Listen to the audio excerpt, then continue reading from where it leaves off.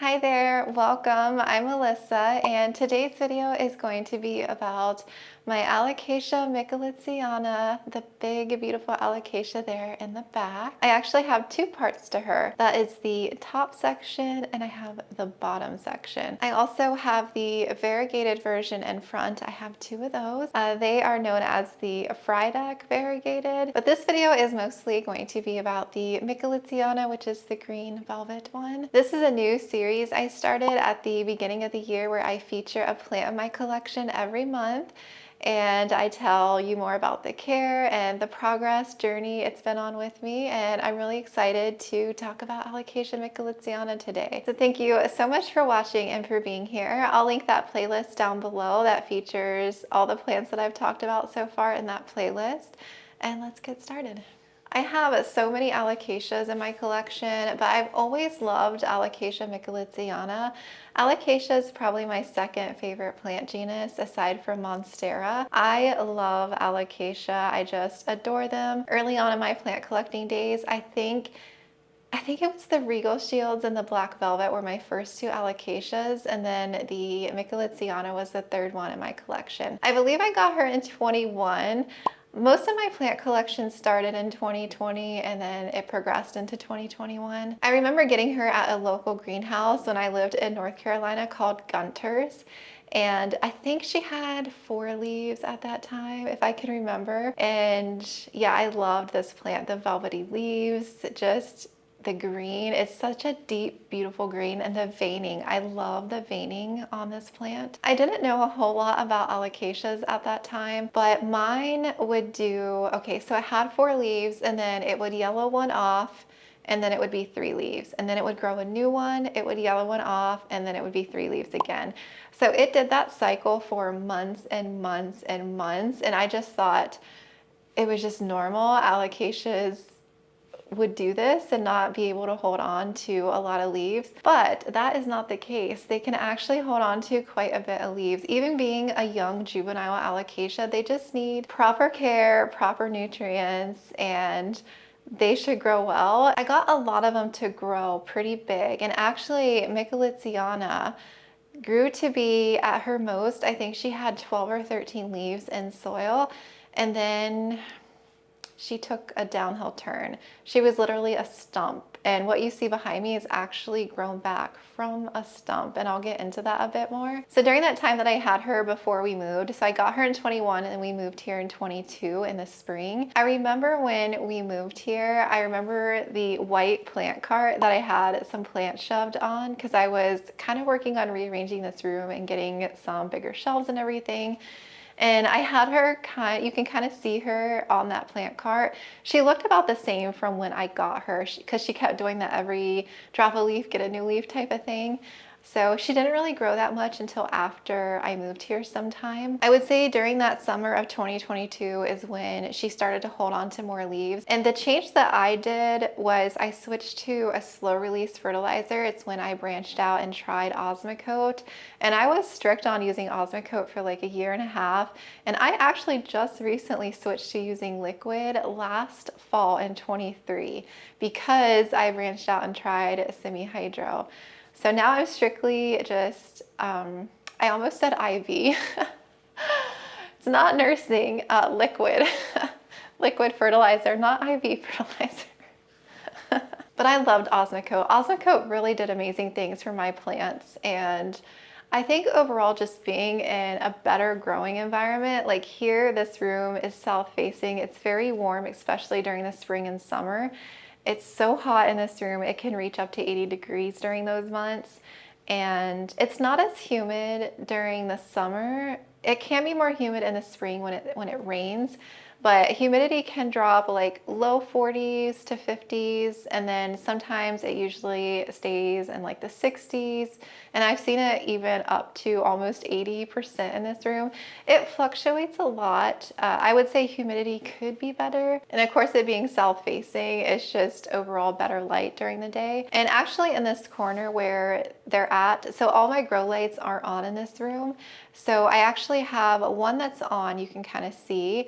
I have one more that isn't on yet, which is above my head, and I actually have one more that is up on the ceiling, which isn't on yet either. So it's a lot darker in here now because it's so early in the morning. So back to 2022. Okay, so after I moved here, she was growing so well. She just kept getting bigger, larger leaves. She kept holding on to more leaves. I was just blown away by the sheer size of this plant. I have a picture when I had her back in the opposite corner. She was on a white shelf and she was so beautiful. She was absolutely perfect.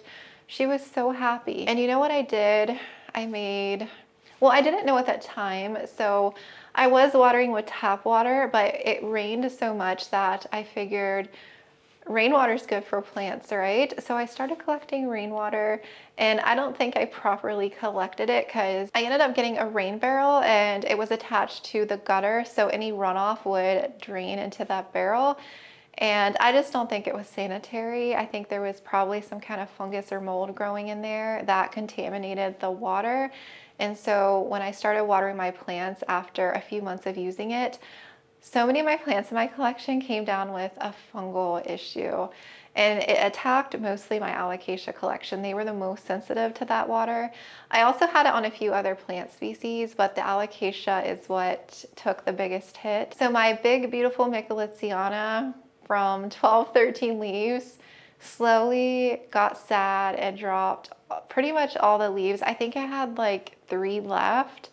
It was so sad, you guys. I was so sad about that. And it went from like, I think February, March to like April, May. It happened over a span of a couple months. So she just kept declining and declining. It was really sad to see a beautiful, big, massive plant pretty much die back to nothing. Since a lot of my other alocasias were going downhill too, I just decided that, and plus with it being so warm in here, like that summer, I realized how much I was actually watering in this plant room, and it was a lot to keep up with. And I know alocasias really like consistency in their care. So I had actually been curious about trying semi-hydro and pon. I was very curious about it, but I knew absolutely nothing.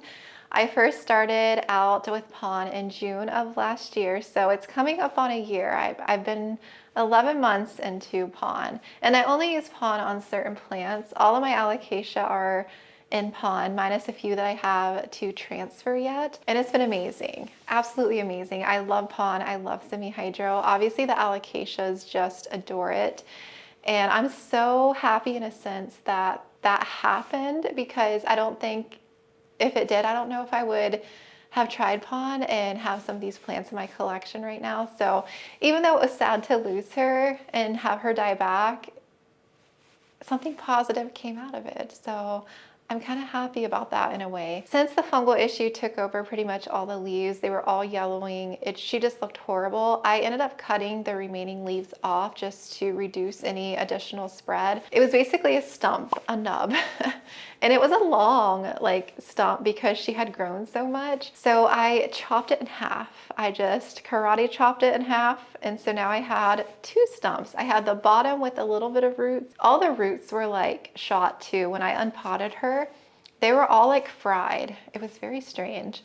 And so I had the top chunk, which had, you know, a solid circle, just nothing, and then like the top pointy growth. So I planted both of those into 2 plastic cups of lechuza pon. I had no idea what I was doing. I tried to watch videos and ask for help, but I feel like there's so much information out there and so many different ways to grow in pon that it was kind of confusing for me. So honestly, I just took it upon myself to just experiment, and that's how I learn best, is experimenting and seeing what works for me and what I like. So I know there's a lot of different ways, but I have my routine and my method, and I am making a pon video. I'm actually filming it after this video, so stay tuned.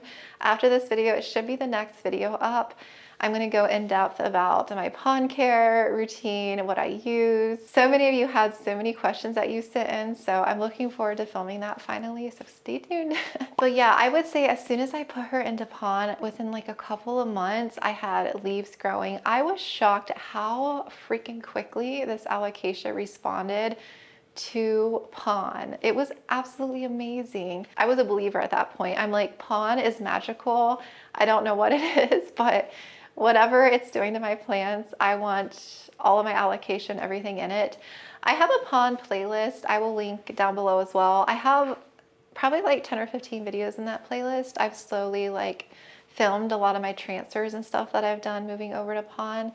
And she just took off ever since. Ever since then, so June, so it's coming up on a year. This is about a year of growth now since coming back from nothing. It's amazing.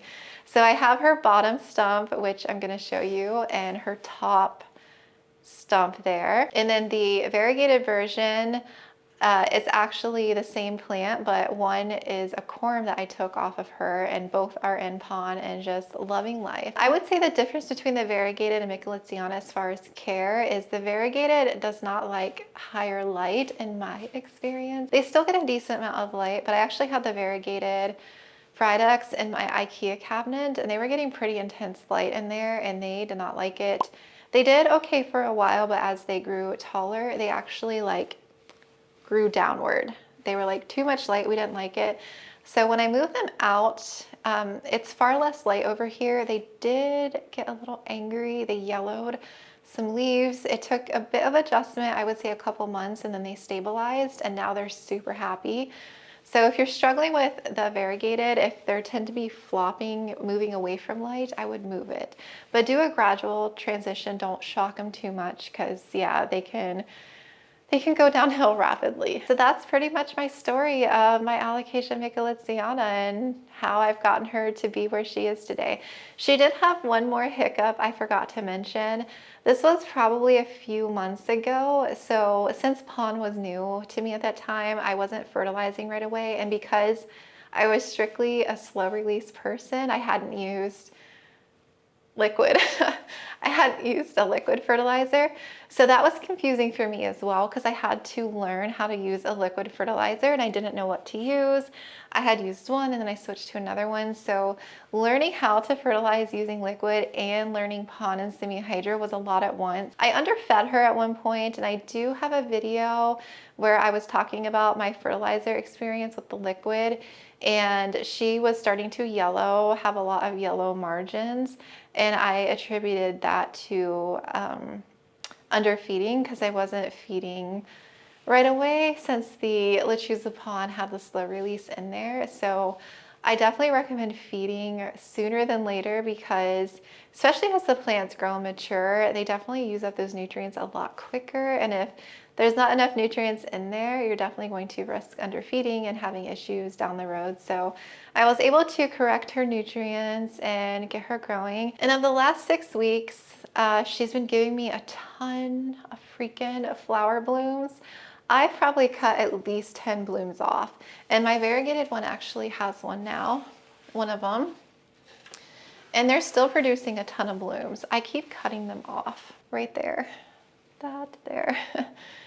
And the thing with the blooms is sometimes you get so many in a row that it's like, unless you plan on pollinating Alocasia, just chop them off, because yeah, if you want more leaves than blooms, if you don't plan on keeping the blooms, there's no point in like leaving them on. You can just chop them away, and that way the plant can start producing more leaves again, because we want the pretty leaves. So this Alocasia Friedex here is the corm that I grew back off of my main one. So the biggest leaves are a foot long. These are 12-inch leaves. This one's actually the newest one here. She's very beautiful, and you can see how happy she is in semi-hydro. She's in Lechuza pond. Self-watering planter. I love her. We love her. She's so beautiful. This corm isn't as variegated. It's still very beautiful. Like, she still has a ton of leaves that are very beautiful and very variegated. Let me show you the highly variegated one. Now this one here is highly variegated. Look at this beauty here. Look at that leaf. Isn't that just stunning? That is a work of art. And she has another corm over here growing. Now the newest leaf is less variegated. Ooh, this one up top here. So she still does give lower variegation, but she throws these random leaves that are highly variegated, and she's so beautiful. And you can see I've cut several blooms away off of her as well right here. I eventually want to try pollinating Alocasia. I haven't tried that yet, but I would love to, create my own like alocasia hybrid or something. So variegated ones are very happy, very beautiful. I love them. I love variegated plants, so I adore the variegated fried egg, but Micholitziana will always be like a favorite just because I love the dark green leaves and she's been with me for so long. I can never not have this plant, you know? I'm so worried about my camera shutting off and I lose what I've recorded, so I keep like hitting stop so that it saves and then I hit record again. So I'm like, don't stop recording. So this Micholitziana here is her bottom chunk. She's got a ton of leaves. Look at how crazy she is. You can't even like see her all. So let me show you the stump here because you can actually see, or maybe if you can see in the middle right there, that's where I had cut her. So this was the bottom chunk. And it activated 4 nodes, growth points. So we have 2 here and 2 here side by side. I do have them staked up. She's a little floppy because she needs an upsize. Alocasias tend to hold water in their stems, so if they get a little bit more droopy than normal, they might be thirsty.